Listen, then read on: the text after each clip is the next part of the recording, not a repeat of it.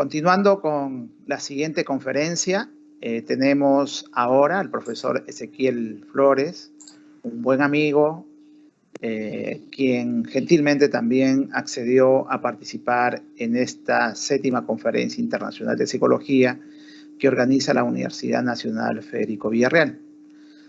Y su tema es hacia el uso crítico de los procedimientos de análisis factorial confirmatorio. El profesor Ezequiel Flores, como hemos señalado, pertenece a la Universidad Siglo XXI, al Instituto Tecnológico de Buenos Aires, también está afiliado, y nos va a disertar sobre el tema mencionado. Ezequiel, buenas tardes, bienvenido a la Universidad Villarreal. Hola, doctor, buenas tardes. No sé si me escuchan bien ahí. Perfectamente, Ezequiel, perfectamente.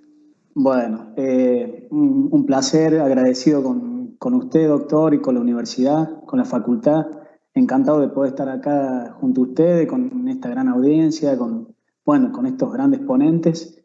Y bueno, también contento por estar en este aniversario de la Facultad de Psicología y a propósito del reconocimiento al doctor José Muñiz, quien ha aportado mucho al tema de la psicometría. Así que bueno, voy a compartir ahora la pantalla. Voy a ver cómo.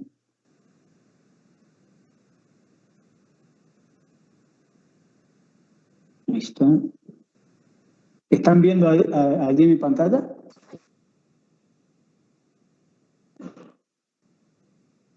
¿Se ve la pantalla? Sí, sí se logra visualizar, doctor. Se ve la pantalla, pero pone modo de presentación, por favor. Sí. Ahora voy a frenar mi video un ratito para no distraer. Ahí estamos. Bueno, cualquier cosa, por favor, me interrumpen. No hay ningún tipo de problema. Bueno, ahí debería verse en modo de presentación. Quedó muy bien. Bueno, excelente, doctor. Gracias. Bueno, bienvenido nuevamente. Lo que vamos a conversar en esta charla, en esta conferencia, es, como dice el título, hacia un uso más crítico de los procedimientos de análisis factorial confirmatorio. He tratado de incluir varios temas. Vamos a ver cómo estamos con el tiempo. Lo voy a ir controlando para dejar 10 minutos para preguntas.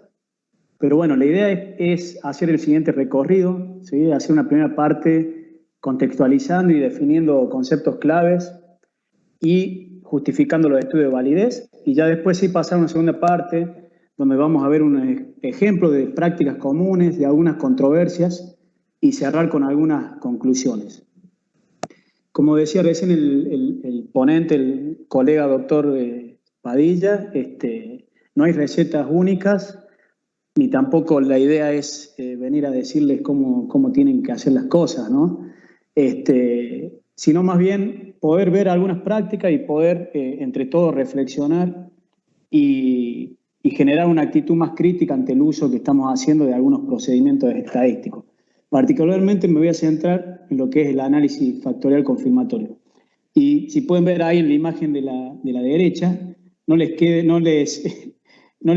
duda de que yo me identifico con el bebito que está ahí, ¿sí? Muchas veces así nos sentimos cuando nos empezamos a adentrar en estos temas tan complicados. Así que bueno, no se piensen que me creo el profesor allí, sino el que está aprendiendo e intentando comprender. Bueno, vamos a empezar entonces. Ahí está, con lo que es contextualización y definición de conceptos claves.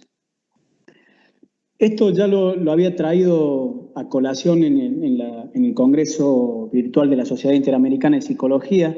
Evidentemente estamos en un contexto en donde se volvió a poner foco en lo que es la necesidad de aplicar escalas computarizadas o en formato digital, ¿verdad? Pero bueno, la discusión en torno o las recomendaciones en torno a este tipo de uso de los test ya viene siendo sugerido, planteado hace tiempo, ¿sí? De hecho, en el 2009, 2010 ya sale una guía de la International Test Commission sobre estos temas.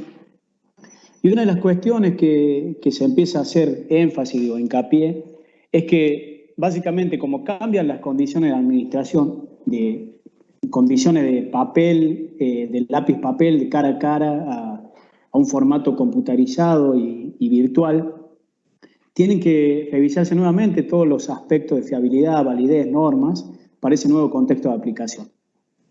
Y en ese contexto, bueno, aparece la validez, y en particular la validez de constructo, como el eje o factor central de las mediciones. Ahí, bueno, lamentablemente entré al final de la charla del doctor Padilla, pero me parece un tema interesante que preguntó uno de los oyentes con respecto a esto de precisar los términos y la necesidad, ¿no?, de agregar nuevos conceptos para aspectos que ya están definidos pero que tienen otro nombre. Algo que nos pasa muy seguido en psicología es inventar una cantidad de definiciones y nombres para cosas que en realidad ya han sido definidas en otro contexto, pero que bueno, que se llaman de distintas formas. Es decir, tenemos un mismo constructo definido de un montón de formas y tenemos un montón de formas de definir una misma cosa. Eso es uno de los defectos que tenemos y que tenemos que mejorar. Bueno, nosotros vamos tomando los aportes internacionales, vamos a tomar los siguientes conceptos: el de validez, como el grado en que la evidencia y la teoría apoyan la interpretación de las puntuaciones de un test para los usos propuestos de la prueba. La validez de constructo se define como el grado en que un test o instrumento es capaz de medir un concepto, rasgo o cualquier otra entidad teórica. Y dentro de la validez de constructo está la validez estructural o la validez de estructura interna que se mencionaba en la anterior ponencia, que es la evidencia de que los ítems reflejan la varianza del rasgo subyacente o latente.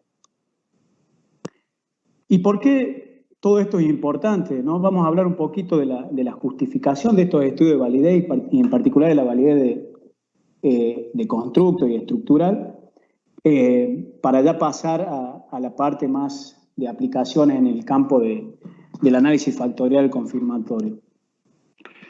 Y esto es bueno preguntarse, porque muchas veces pareciera, y a mí en mi experiencia,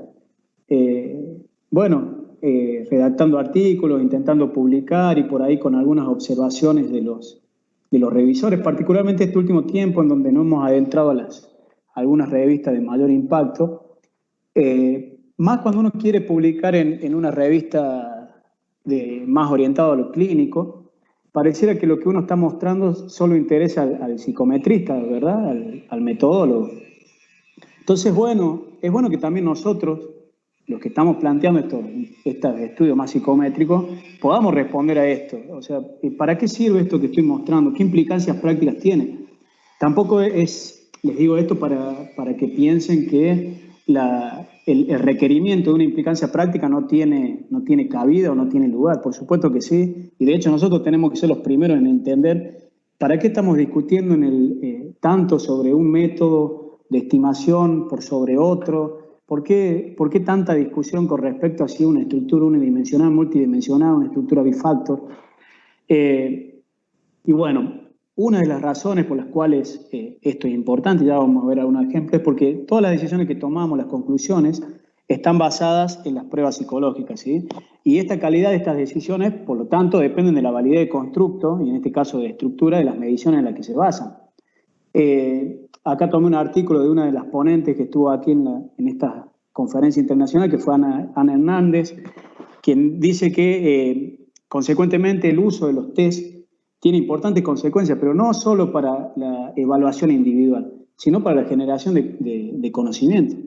Imagínense que, por ejemplo, yo me acuerdo del año pasado en República Dominicana, un investigador de allá, Garrido, un excelente investigador de aquellos lados, presentaba algunos metaanálisis y hacía una crítica muy fuerte al uso del término evidencia o mejor evidencia, y también porque uno se basa en un metaanálisis y ya tiene la verdad de las relaciones o los datos que está buscando, cuando en realidad esos metaanálisis se basan en datos primarios que están analizados según cierta lógica y procedimientos estadísticos, que si están mal y no son, por ejemplo, en este caso, los instrumentos y sus puntuaciones, correctamente validado, todo lo demás que sigue a la investigación no se sostiene, ¿sí?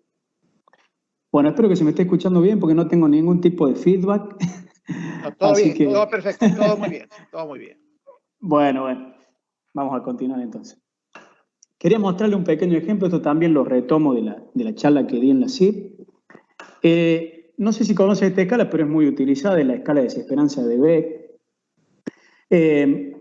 Les comento brevemente, pero es una escala en donde uno tiene una serie de afirmaciones que hablan acerca de la expectativa que tiene la persona hacia el futuro o su nivel de pesimismo, si se quiere.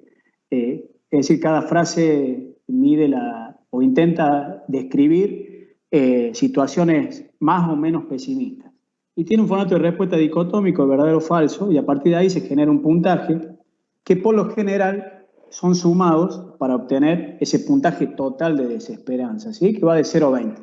Si usted hace una búsqueda rápida, no sé si alguien tiene ganas de hacerlo ahora, pero se van a percatar que para todos los estudios de predicción y en efecto para predecir variables relevantes en el campo de la salud mental, como son el comportamiento suicida en términos más amplios, en eso se incluye las ideaciones suicidas, la planificación del suicidio, etcétera, se usa este puntaje total, ¿sí? Por lo cual lo que estamos asumiendo es que este puntaje total es válido para medir la desesperanza y por tanto lo usamos para predecir variables criterios de interés.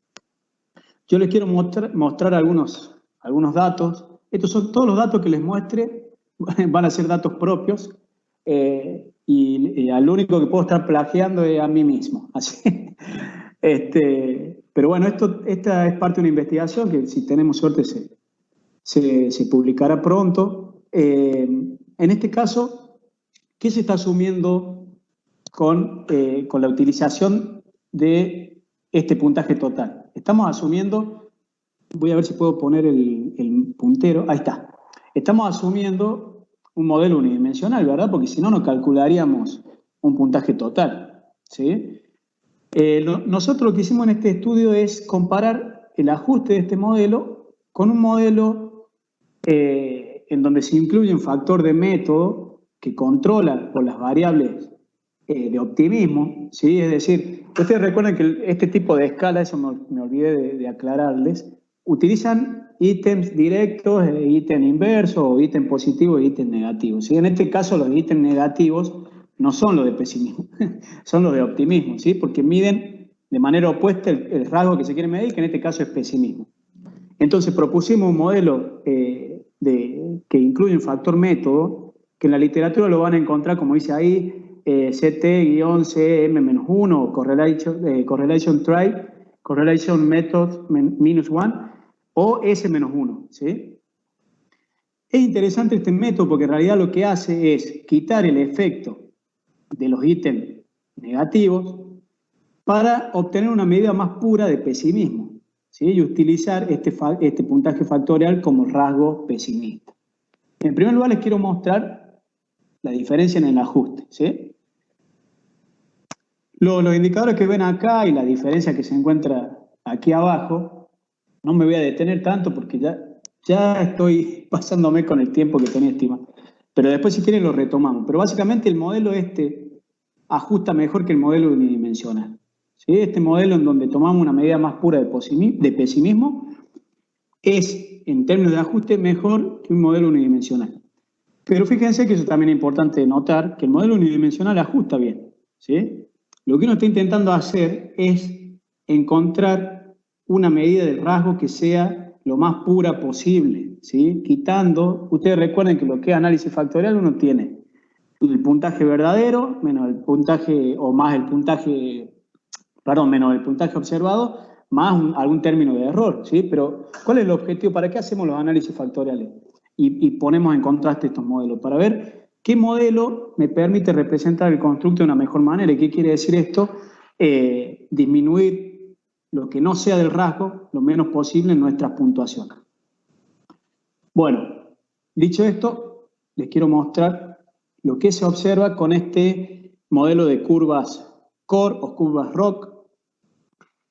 Lo que ustedes ven acá en el diagrama es cuán bien los puntajes que se obtienen a partir de los dos modelos que vimos anteriormente, en realidad a partir de la suma, que es lo que se suele utilizar, ¿sí?, del puntaje total, con respecto al puntaje factorial que se obtiene de esta medida corregida por el factor de método de pesimismo, ¿sí? Entonces, ¿qué estamos comparando? Estamos comparando esto.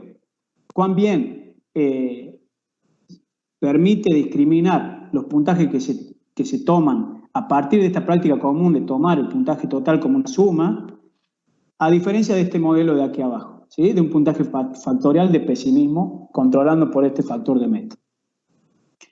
Lo que observamos es que el puntaje total, la suma, tiene una capacidad discriminativa bastante fuerte, ¿sí? Este índice, que es el área bajo la curva, lo que dice es como siendo un poco redundante, pero es como un indicador, o es un indicador de capacidad discriminativa.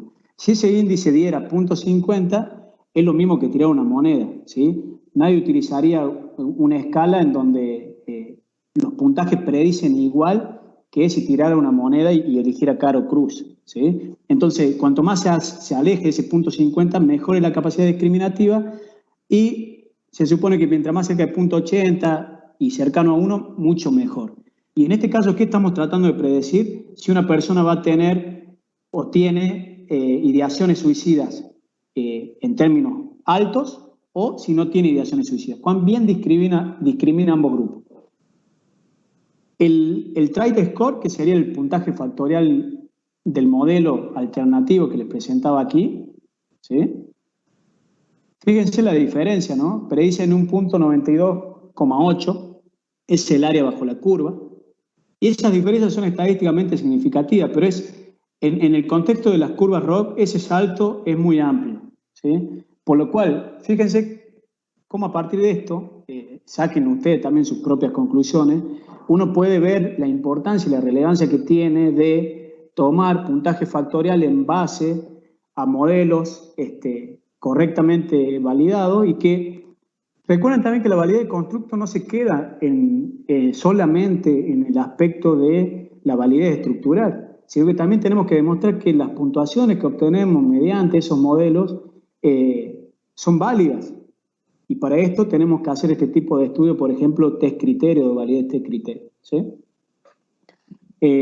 Bueno, espero que se haya entendido hasta ahí. Vamos a seguir. ¿Se entendió más o menos? Todo muy claro. Continúa, hermano Ezequiel, todo claro. Bueno, continuamos.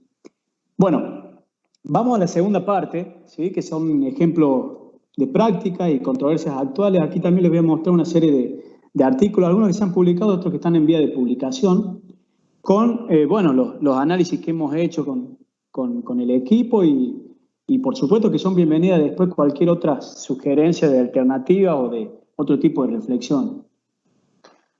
Bueno, eso también entiendo que se habló en la charla anterior de la cantidad de variantes analíticas que tenemos en el análisis factorial, y esto pasa igual en lo que es el análisis factorial confirmatorio. ¿Sí? Fíjense, acá tenemos un modelo tradicional con los factores latentes que predice una serie de indicadores observables, y se agrega un término de error o algo que no se explica a partir de los factores latentes o no observables. A esto se le agregan otros tipos de modelos que uno puede estimar, como aquellos que agregan algunos factores de método de manera concurrente, digamos, con los factores latentes. Después están estos que se han puesto muy de moda ahora, que son los análisis bifactor. Otro análisis que está muy de moda ahora es los modelos SEM, ¿sí? Que son modelos de ecuaciones estructurales, pero exploratorios, porque se permite la carga cruzada y no se restringe la carga solamente a unos cuantos indicadores y se los fija a cero en los restantes, sino que se hace una estimación de todos los factores con todos los indicadores, aunque se especifica que con ciertos indicadores tendrán mayor carga. Y a partir de ahí tenemos, bueno, modelos más parecidos al que les mostré antes, agregando un factor método a los factores específicos, o un modelo bifactor también desde el contexto ESEM, ¿sí? Pero hay un montón de posibilidades, por lo cual eso también vamos a retomar al último de la charla. Esto es importante tratar de aprovechar revisiones como las que hace Alexandre Morin, en donde nos hace una síntesis de todos los abordajes posibles y bueno, tratar de ver qué modelo se ajusta mejor a nuestro problema y no quedarnos solamente con un modelo porque es el que nos ofrece el software, ¿verdad? Bueno, vamos a empezar con lo que es la escala de afectividad positiva y negativa. También supongo que la conocen porque es una escala muy, muy utilizada y más en nuestra región, pero a nivel mundial es una escala que se utiliza muchísimo. El PANAS consiste en pedirle a la persona mostrarle una serie de descripciones, de adjetivos, ¿sí? Que describen emociones y a partir de lo cual la persona tiene que indicar en función de un rango de tiempo en qué medida lo ha experimentado. Por ejemplo, en qué medida ha experimentado interés, excitación, disgusto, culpa, hostilidad, irritabilidad, ¿sí? Y esta es una escala que, a pesar de, ustedes ven, es una escala que tiene pocos ítems, no debería traer mucha complicación a simple vista. Es una escala que ha suscitado muchas investigaciones, ha suscitado muchas controversias, y de hecho ya han pasado un poco más de 30 años desde su publicación inicial y sigue habiendo investigaciones para determinar cuál es la estructura factorial de la escala. Y no solo acá en el ámbito local, ¿no? Sino también a nivel internacional. Es decir, no es una cosa que solo estamos discutiendo en este lado del mundo, se está discutiendo en todo el mundo. Entonces, ¿qué vamos a revisar de la escala? Primero quiero mostrar los modelos testeados, después les quiero mostrar acerca del análisis del modelo bifactor en el contexto del PANAS, que es esta escala, y algunos análisis de errores correlacionados, que es otro de los modelos que se propone para el PANAS. Después, bueno, encantado de conocer la opinión del doctor Livia, porque sé que está trabajando y ha trabajado con la escala. Así que bueno, vamos a ver los modelos testeados. Generalmente se propone, estos son los modelos más aplicados para esta escala, ¿sí? Un modelo más clásico en donde se proponen dos factores latentes, uno para la afectividad negativa y otro para la afectividad positiva. Esto se comparan dos modelos, un modelo oblicuo en donde esta correlación para interfactorial se estima libremente y otra que se fija a cero porque se supone que de la teoría, algunas teorías, que estos factores deben ser completamente independientes.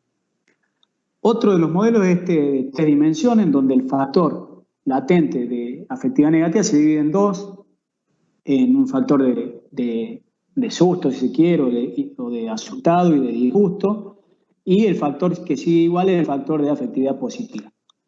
Después hay otro modelo ampliamente utilizado, pero que en realidad se deriva de este primer modelo, en donde, como por lo general no se ha encontrado evidencia de que un modelo confirmatorio de este tipo, más cuando se fija cero, ajuste, lo que han hecho los investigadores es poner, digamos, después de ver que no ajusta proponer este modelo en donde se empiezan a correlacionar los términos de error. ¿Para qué se hace esto? ¿O entre qué términos de error? Entre los ítems que supuestamente presentan un gran solapamiento entre sí o se solapan en cuanto a su contenido. Por ejemplo, si volvemos a la parte de la escala, van a ver los ítems. Uno tiene, por ejemplo, asustado, ¿sí? Y por ahí debe estar, y acá está, y temeroso. Uno tiene nervioso e intranquilo. Uno a simple vista ya puede ver que seguramente son ítems un tanto redundantes, ¿sí? Bueno, para controlar esa redundancia lo que se ha hecho hasta la fecha es esto. Se correlacionan los términos de error. Generalmente este modelo ajusta bien. Generalmente este modelo de 3 dimensiones también ajusta bien una vez que se correlacionan algunos términos de error. Y últimamente, en realidad, hubo una publicación más reciente y una no tan reciente donde se propone un modelo bifactor, ¿sí? Y se obtiene evidencia de que este modelo también puede ser viable. Ya lo vamos a discutir con más detalle. Vamos ahora a lo del análisis del modelo bifactor, porque quiero que que lo empecemos a analizar con mayor detalle y hagamos una crítica de algunos procedimientos que como investigadores en psicometría solemos hacer. Bueno, lo que se compara acá son básicamente estos dos modelos, ¿sí? Yo lo hice con mis propios datos y les voy a mostrar un reanálisis también de los datos de estos investigadores. Cuando uno compara, ¿sí?, el ajuste de este modelo bifactor con este modelo tradicional, no me detuve en explicar el modelo bifactor, pero básicamente lo que hace el modelo bifactor, discúlpenme, es proponer que hay un factor general que es ortogonal a los factores específicos y que explica también la variabilidad de los ítems. Porque fíjense que el ítem 8, el 7, el 6, etcétera, no solo se explican por los factores específicos, sino también por el factor general. Cuando uno hace un análisis en cuanto a índice de ajuste, como es esperable, obtiene que este modelo bifactor explica en mejor medida o tiene un mejor ajuste a los datos que el modelo tradicional, si bien este modelo tradicional, tal cual como yo lo apliqué, ajusta bastante bien.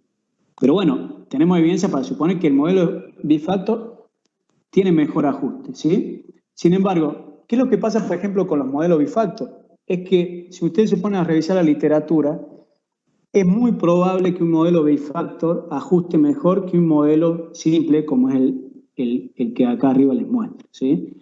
Y esto es simplemente porque se agregan más parámetros, ¿sí? Si yo agrego más parámetros, es más difícil que haya variabilidad no explicada. Entonces, esto es lo que agarran los indicadores de ajuste, estos indicadores suben, pero no quiere decir de entrada que acá se tenga un factor que sea sustancial, ¿sí? Entonces, tenemos que empezar a hacer un análisis más fino, no solo cuando se aplica análisis bifactor, sino en general. No solo hay que ver los índices de ajuste, tenemos que ir más allá, y esto no lo digo yo, lo dicen la mayoría de las recomendaciones internacionales, y ver, por ejemplo, los indicadores o parámetros puntuales que se estiman. Fíjense, esto es muy común que pase cuando no es viable un análisis bifactor, pero sin embargo, los índices de ajuste nos dan bien. Por lo general, ¿qué encontramos y qué evidencia nos permite a nosotros decir, no, mira, ajusta bien, pero este modelo tiene malas especificaciones? Bueno, generalmente los factores específicos empiezan a tener este tipo de cargas incongruentes, ¿sí? O pesos estandarizados de regresión que no son congruentes con lo que se esperaría teóricamente. Es decir, ¿cómo es posible que el ítem, por ejemplo, irritable, disgustado, asustado, cargue de manera negativa en el factor de afectividad negativa? ¿Sí? Ahí hay un error en la estimación. Otro error común es que se pierda el efecto del factor específico sobre alguno de sus ítems, ¿sí? Y después ahora les voy a mostrar otra forma de ver si este factor general es adecuado, que es calculando algunos índices complementarios. Esta es una publicación que hicimos en donde reanalizamos los datos del artículo anterior que les mostré, este de acá, y miren los que obtuvimos, ¿sí? El SB es un indicador de varianza explicada, ¿sí? Es Explaining Common Variance. Entonces, cuando uno reanaliza las cargas, estas cargas que veíamos acá, ¿sí?, de los artículos, de algunos artículos publicados que han utilizado este modelo bifactor, si bien ellos plantean que es el modelo ideal para representar la estructura interna del PANA, uno ve que, por ejemplo, la explicación de ese factor general a los ítems es del 32%. Y en uno de los casos llega al 10%, en uno de los estudios, al 11%.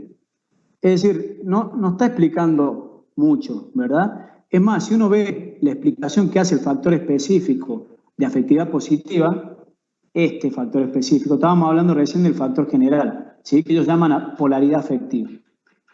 El factor específico de afectividad positiva explica un 87% y hasta casi un 92%. Eso habla de la fortaleza, si quiere, de ese factor específico, ¿sí? Uno esperaría que los factores de mi modelo expliquen de esa manera los datos. En el caso del estudio de Lewey y Beauduquel, no sé si se pronunciará así, el afecto negativo explica un 51%. Esto en este caso es un poco más bajo. Y acá sí pareciera que el factor general está tomando esa variabilidad que no agarra el factor específico de afectividad negativa. Pero en el otro estudio, de nuevo, fíjense el factor general, que es este estudio más reciente publicado en Personality and Individual Difference, una revista de gran impacto, y bueno, uno encuentra estas cosas, ¿no? Uno tiene que ser muy crítico con los estudios. La explicación de ese factor general es apenas del 11%, eso no alcanza para justificar la inclusión de ningún factor. Y el factor específico positivo explica un 92% y el negativo un 86%, ¿sí? Bueno. Me gustó mucho esta frase que se toma en este artículo, ¿sí? De Heubeck y compañía, donde esto, ¿no? No todo índice de ajuste que brille es oro. Hay que tener mucho cuidado y nosotros también como psicometristas, si es que nos animamos a llamarnos así, tenemos que tener cuidado, no porque encontremos índice de ajuste más allá del modelo que sea, ya está, listo. Pasó el punto 90 y el punto 0,5 a brindar. No tendría que ser así, ¿sí? Sin embargo, quiero que nos detengamos en otra cosa. Fíjense que en el caso, esto que les señalaba recién, ¿no? En el caso del factor específico de afectividad negativa, acá, vemos que si hay alguna variabilidad que explique este factor general, es algo que no está agarrando en general el factor específico de afectividad negativa, ¿sí? Eso es lo que habíamos visto en los datos anteriores. Entonces, más allá de que tengamos evidencia para decir, no, mirá, el modelo bifactor muestra evidencia de malas especificaciones, ¿sí? Pero aún así nos queda por responder algo más, que es, bueno, pero algo está explicando, ¿no? Y parece que eso que está explicando tiene más que ver con la afectividad negativa. ¿Qué puede estar pasando acá? Y acá entramos al tema del análisis de los errores correlacionados, que en la literatura lo van a ver como, que mencionan los errores como uniqueness, perdón mi mal inglés, pero es como la varianza que no se explica por los factores latentes que uno propone, sino que se explican por otra fuente de variabilidad. Bueno, entonces vamos a ver que puede estar esa variabilidad que agarra el factor general, puede estar asociado con estos errores correlacionados. Y acá les voy a mostrar y voy a comparar estos dos modelos, ¿sí? El tradicional para el PANAS con dos factores oblicuos u ortogonales y este modelo en donde se correlacionan los errores o la parte no explicada de los ítems. Este es otro artículo que también, si tenemos suerte, lo vamos a publicar en breve. Fíjense lo que hicimos aquí. Revisamos un total de 30 estudios previos que habían aplicado un análisis factorial en el PANAS. Utilizamos la base de datos de WOS y Scopus, incluimos todos los artículos. Y de esos 30 estudios, 20, o sea, más del 65%, más del 66%, utilizaban este método de correlacionar los errores para alcanzar un ajuste adecuado. Eso ya nos está diciendo algo, ¿sí? Y fíjense, cuando yo cargo todos estos errores que se correlacionan y hago un análisis de redes, que si quieren después nos detenemos un poquito más, de esos errores me encuentro con que hay clusters de ítems, ¿sí? Que por lo general aparecen correlacionados y algunos con mayor intensidad en cuanto a la concurrencia en los papers que otros, ¿sí? Por lo general estas son las agrupaciones que se suelen justificar. Eso es interesante porque eso es lo que sale. Pero esto es más interesante. Fíjense que este par de ítems que aparece acá, asustado y temeroso, que sería en la traducción nuestra, el que mayor índice de concurrencia tiene, es decir, el que mayor veces apareció correlacionado en los estudios previos. Y vamos a ver qué interesante, porque nosotros cuando analizamos los datos con nuestros propios datos, estos son los pares de ítems que hacen la diferencia en los resultados. Fíjense lo que hicimos acá. Este es un análisis que me encanta, que nos ayudó para esto un especialista que es el doctor Garrido, que lo mencioné recién ahí en la presentación, ¿sí? El doctor Garrido de República Dominicana, un especialista en este tipo de análisis. Bueno, ¿qué es lo que hicimos con el doctor Garrido? Hicimos un análisis psicométrico de redes, también seguramente lo han visto porque ya se está empezando a poner de moda también, pero la verdad que tiene muchas herramientas, en buena hora que se ponga de moda, porque tiene mucha versatilidad y muchas opciones que facilitan el análisis y que lo hacen más claro y te permite otro tipo de análisis que el análisis factorial confirmatorio tradicional no te permite. Bueno, en este caso, ¿qué hicimos? ¿Sí? Cargamos los ítems, ¿sí? Los analizamos mediante estos análisis de grafo y se hace un análisis de bootstrapping, ¿sí? De remuestreo, para ver qué dimensiones es más probable encontrar, ¿sí? En cierto contexto. El contexto que ven a ustedes acá es poner los ítems, los 20 ítems de la escala, en este caso 18, porque la versión argentina tiene 18 ítems. También si después quieren hablamos un poco de esas cuestiones de traducción y adaptación cultural. Pero bueno, se meten todos los ítems y sin hacer más nada se generan las redes con una técnica de remuestreo, se pide que se generen 100.000 muestras y a partir de eso se ve, bueno, qué dimensionalidad es más frecuente encontrar en ese remuestreo, ¿sí? ¿Qué hemos encontrado? Que cuando no se toca nada es, en algunos casos, más probable encontrar 3 dimensiones. Habíamos visto más arriba que ese era uno de los modelos de estructura interna que había encontrado también bastante evidencia de literatura previa. O también es posible encontrar la de 2 dimensiones, ¿sí? Una estructura de 2 dimensiones. Bueno, acá están los detalles de probabilidad de cada uno de esos en función del remuestreo que se hace, ¿sí? Pero básicamente podemos decir que es probable casi en un 50 y 50% encontrar una dimensión de 2 o una dimensión de 3 para la escala de Panas, ¿sí? Ahora bien, fíjense que si tenemos en cuenta una sola redundancia, es decir, si controlamos la redundancia de los ítems que veíamos acá arriba, de asustado y temeroso, simplemente contemplando esa redundancia, ya encontramos que la estructura que se obtiene en ese remuestreo, en esas 100.000 muestras, el 99, o sea, el 100% básicamente, corresponde con 2 dimensiones. Es decir, la probabilidad de encontrar una dimensión de 3 es prácticamente nula. Solamente contemplando un par de errores correlacionados.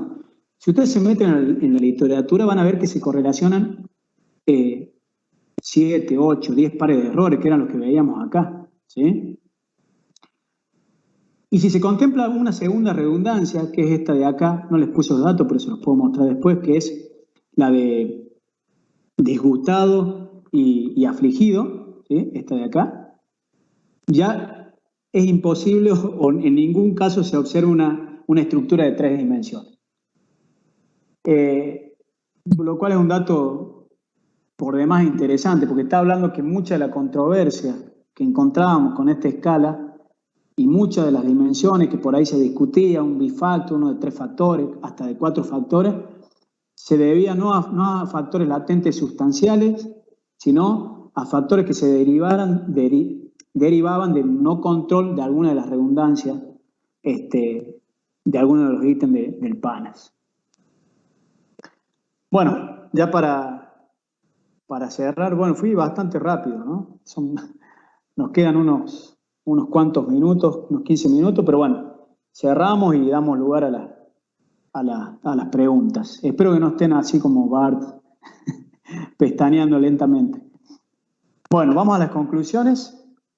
Lo que decíamos al principio, ¿no? De mantener una actitud crítica ante los procedimientos habituales o de tendencia. ¿Sí? No es cuestión de que salga un procedimiento nuevo, un software nuevo y empezar a aplicarlo sin más, solamente porque con la justificación de que nadie lo aplicó aquí, ¿sí? Hay que buscar una justificación más sustancial, ¿sí? Que, por ejemplo, el análisis de red en este caso, la verdad que nos fue muy útil porque permite estos análisis de remuestreo y te permite la probabilidad en diferentes contextos de encontrar una u otra dimensionalidad para la escala. Eso es algo maravilloso, la verdad. Y es una opción que te da este análisis psicométrico de redes. Hay que mantener una actitud pragmática a la hora de seleccionar un procedimiento. ¿Qué quiere decir esto?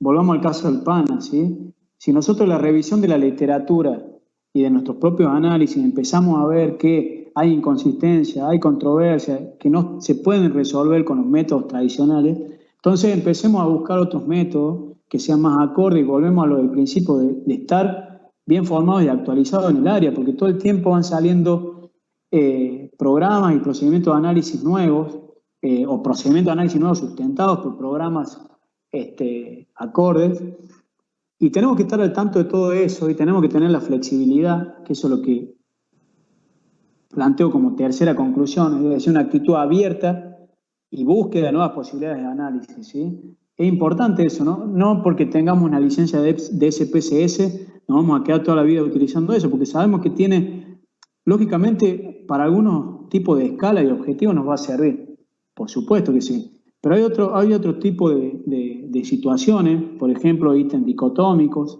ítems categóricos, la no posibilidad de asumir una distribución normal o una distribución cuantitativa en cuanto a los ítems. Entonces, tenemos que ir a otro tipo de programa. Y por suerte, por ejemplo, en R o RStudio hay un montón de posibilidades, pero bueno, hay que animarse a usar un lenguaje de sintaxis que no es nada del otro mundo, pero que sí nos saca de nuestras estructuras, de nuestras prácticas habituales. Y a modo de reflexión, y con esto ya termino, perdón. Esto también lo tomé para la CID, ¿sí? Porque me gustó mucho esta frase del artículo que les presento allí, que dice que la subvaloración de las buenas prácticas en medición por parte del campo aplicado, y aún si comete, eso hay que subrayarlo, no se debe a que no se hayan realizado investigaciones pertinentes, ¿sí? Por el contrario, esta subvaloración es producto de ignorar las investigaciones de medición que efectivamente se han realizado. Es decir, tenemos por suerte publicaciones, tenemos por suerte programas que nos ayudan en nuestra práctica, pero bueno, tenemos que estar al tanto. Y a veces como psicometristas no estamos al tanto y mucho menos les vamos a pedir que estén al tanto gente que es más del campo aplicado, ¿sí? Que en realidad la gente del campo aplicado básicamente toma los resultados de alguna de estas adaptaciones, validaciones del país y aplica justamente lo que allí se concluye, y eso está bien. Por lo tanto, la responsabilidad, y acá hay una cuestión de ética también importante, recae principalmente en los que, como nosotros, presentamos estudios de validez, de confiabilidad, de precisión, etcétera, de nuestras escalas. Así que bueno, agradecido nuevamente por la atención de ustedes, muy contento con esta charla y les dejo el espacio para preguntas. Muy bien, Ezequiel, excelente exposición, muy clara, y nos ha establecido unos retos y los cuidados que hay que tener cuando manejemos el análisis factorial. Si hay preguntas del auditorio, por favor, levanten la mano para que José Manuel pueda habilitarles, por favor.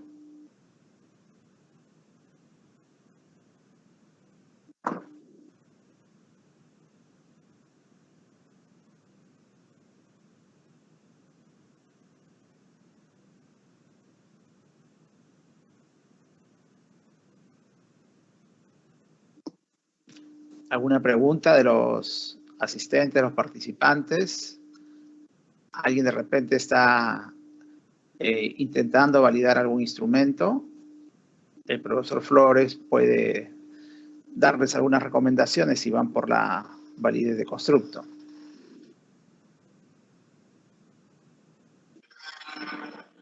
Hay una pregunta de Miguel Vallejo. Miguel, buenas tardes. Te escucha Ezequiel, por favor. Puedes hacerle la pregunta del caso.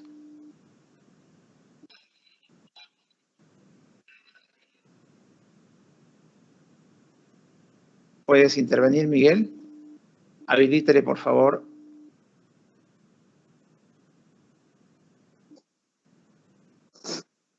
Sí, Miguel, te escuchamos, por favor. Ok, ¿por ahí me escuchan? Te escuchamos perfectamente, Miguel. Ok. Sí, felicitaciones por la ilustración que nos da sobre esta forma de hallar la validez de constructo usando el análisis factorial confirmatorio. Bueno, yo recién estoy explorando ese tema y me gustó más o menos qué panorama se presenta, ¿no? Yo soy más clínico en el área de las adicciones, trabajo mucho en el área de las adicciones y siempre que he buscado, por ejemplo, últimamente revisando el SL90, no sé si lo conoce por ahí. Sí. Y su revisión, su versión reducida, que es el SA45, reportan, ¿no?, que sí ajusta con los análisis factorial, que tiene validez concurrente. El PANAS también lo usan, creo que para hacer validez convergente y discriminante, ¿sí? Pero ahí se quedan en lo metodológico, no plantean lo clínico, por ejemplo, los puntos de corte, ¿no? Sí, o sea, a partir de, por ejemplo, si hablamos de sintomatología psicopatológica, ¿cómo, no? Si bien ajusta, pero ¿cuáles son las propuestas? La mayoría, desde el punto de vista psicométrico, no hace las propuestas para hacer uso e interpretación del constructo si hay presencia o ausencia del problema o no. ¿Qué pasa con la parte ahí? O sea, ¿cuál sería la contribución? Hay una separación entre lo metodológico y lo clínico aplicativo. Es un temor, es una suerte de no arriesgarse. Estaba revisando el SA45 y lo validaron en España, lo validaron en México, y no hay esa propuesta, ¿no?, para poder hablar del uso clínico aplicativo. Sí, Miguel, bueno, le agradezco, Miguel, el aporte, la verdad que está buenísimo. Yo lo que intenté ahí en la charla al comienzo, por eso traté de ser lo más claro posible, porque no quería como decir, che, eduquemos a los clínicos que no saben usar lo que les ofrecemos. Por el contrario, la crítica iba hacia nosotros como personas que presentan o publican artículos de validación o de evaluación de instrumentos psicométricos. Y en ese contexto está muy bueno lo que usted plantea, y lo que yo quise expresar también es que nos falta esa vuelta de rosca, pero no solamente cuando escribimos los artículos, ¿no? Porque también hay una tendencia de querer vender y querer convencer a los editores, y lo que yo intentaba decir no es tanto dar sugerencia de redacción más como que convenza más, ¿sí?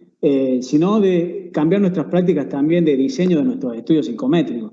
Como bien plantea usted, por lo general no se dice y porque no se tiene la información. Uno tampoco nos puede dar algo que no se tenga.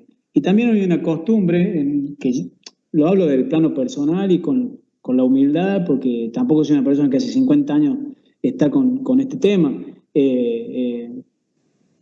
Hace 7 años, 8 años que estamos trabajando en esto, y lo que yo he visto en estos años es que hay una tendencia acá en el contexto nuestro de decir, como psicometrista o como investigador, de decir, no, mi estudio es netamente psicométrico, yo no me meto con lo clínico ni con las implicancias prácticas. Pero nos olvidamos entonces cuál es el objetivo de todo eso. Si no le damos o si no planificamos a largo plazo y decimos, bueno, está bien, este estudio, la primera fase va a ser más de estructura interna, pero una segunda fase donde usemos una predicción con estudios más longitudinales o con muestra clínica para utilizar este tipo de análisis de capacidad discriminativa, ¿sí? Es el análisis de curvas ROC, por ejemplo, un procedimiento idóneo para ver puntos de corte, para ver un punto de corte óptimo que te discrimine entre personas adictas y personas no adictas, por ejemplo. Entonces se da esa situación. Hay como una tendencia a plantear estudios de esos tipos porque son como más rápidos y más publicables, ¿sí? En el contexto local. Ahora bien, yo eso lo he aprendido el último tiempo. Cuando ya pasas al ámbito internacional a querer publicar en una revista como la que les mostraba recién de Journal of Clinical Psychology, ahí lo primero que te van a preguntar es, bueno, ¿y qué hacemos con todo esto? ¿En qué le sirve al clínico que sea un modelo M1, S1 y qué evidencia me mostrás de que esto que estás haciendo vos es más útil que mi práctica habitual de sumar todos los puntajes? No sé si te llega a responder, si le llega a responder bien. Sí, definitivamente creo que falta llenar ese vacío, ¿no?, para la utilidad y buen uso, ¿no? Porque lamentablemente a veces uno revisa y a veces uno nota acá en el uso y se están trabajando con baremos o percentiles de otros países, ¿no? Entonces, eso tampoco es saludable para el trabajo aplicativo, ¿no? Entonces, creo que falta dar ese salto para, como decía en la revista que usted publica, cuál es la utilidad, ¿no? Para la relevancia social, si queríamos decirlo, ¿no? Como objetivo. Seguramente, y resaltar esto, Miguel, de plantearlo desde el diseño mismo de nuestras investigaciones, ¿no? Empezar a pensar de manera más compleja cómo estamos abordando los problemas y utilizar diseños acordes y salir de esto de aplicar escalas de autoinforme solamente para validar una escala y que se publique en alguna revista local y nada más, y seguir con otras cosas. Y eso, bueno, ya sabemos todo cómo es nuestra carrera de investigador, que nos apuran con el tema de publicaciones, que si no tenés una cantidad de... Debe haber un montón de factores que explican esto. Es mucho más difícil plantear un diseño a largo plazo cuando uno no tiene el apoyo y hay una cultura de publicación también bastante perversa, si se quiere. Una última pregunta, de repente va a ser muy básica. ¿Cuántos ítems o cuántos errores se pueden correlacionar? Veo que había un conjunto, ¿no? ¿Hasta cuántos ítems se pueden correlacionar, ¿no? Para que llegue a ajustar el modelo. Mira, Miguel, yo te respondo en el caso del PANA, que es el que tengo más revisado. Podés correlacionar los errores de todos los ítems con todos los ítems entre sí. Es decir, generalmente lo que se hace es post-hoc, es decir, se ajusta hasta que te da el índice que vos querés, que es el mayor a .90. Es decir, vos primero correlacionar el par de error, que los índices de modificación, ya vas a ver cuando te metas más, es un indicador que te dice, bueno, si vos ajustás este parámetro, el modelo va a subir un poquito más en cuanto a índice de ajuste. Entonces, vas a ir probando. Entonces, correlacionas uno. No llegó. Bueno, correlacionemos el que le sigue. Llegó. Listo. Buenísimo. Y esto también lo he hecho yo, ¿no? Me hago cargo también bueno, fue parte del aprendizaje. Muchas gracias. Muy bien, Ezequiel. Mario está levantando la mano. Mario, sí, puede intervenir, Mario. Su micrófono, actívelo, por favor. ¿Qué tal? Buenas tardes. Bueno, hola ¿cómo les va? Buenas tardes a todos. No, simplemente quería agregar algo de lo que estabas mencionando recién, esto de mirar los índices de modificación cuando el modelo inicial que nosotros planteamos no es adecuado, no presenta buenos índices de ajuste. Bueno, empezamos a explorar estos índices para ver qué cambios, qué modificaciones podemos hacer en el modelo para efectivamente obtener un buen ajuste, ¿sí? Y la pregunta que vos planteás es muy interesante. No recuerdo sinceramente quién fue el que planteó la pregunta. ¿Miguel puede ser? Miguel. Sí, porque cuando uno busca, al menos me ha pasado en los artículos que he revisado, nadie responde a eso, ¿sí? Más allá de la cantidad de errores que uno puede correlacionar, lo importante es poder justificar teóricamente eso, ¿sí? Porque si estamos correlacionando errores, eso significa que hay algún factor, ¿sí? Distinto de los factores del modelo que está explicando por qué esos ítems en particular tienden a covariar, ¿sí? Los errores, ¿tá? El hecho de no sean independientes. A veces puede ser que esos dos ítems evocan alguna situación en común, digamos, ¿sí? Es decir, alguna similitud que hace que covaríen los errores, pero yo esto digamos, como para contar un poco, he visto en escalas donde llegaron a correlacionar hasta 23 pares de errores, ¿sí? Lo importante primero es tener un criterio teórico y segundo, cuando correlacionamos tantos pares de errores, eso puede sugerir que haya ítems redundantes, habría que ver desde el comienzo de la escala, ¿sí? Y otra cuestión muy importante que al correlacionar tantos errores lo que nos está diciendo es que ese modelo que nosotros estamos analizando es un modelo muy inestable, ¿sí? Es difícilmente después podamos replicar ese modelo con otras muestras, digamos. Y bueno, hay otros enfoques cuando falla el confirmatorio, a veces seguramente lo debes haber comentado de pasada, que bueno, son modelos más flexibles y que son una alternativa muy, muy interesante al análisis factorial confirmatorio, que son los modelos exploratorios de ecuaciones estructurales, ¿no? Es un enfoque que ha mostrado resultados muy interesantes en relación al confirmatorio.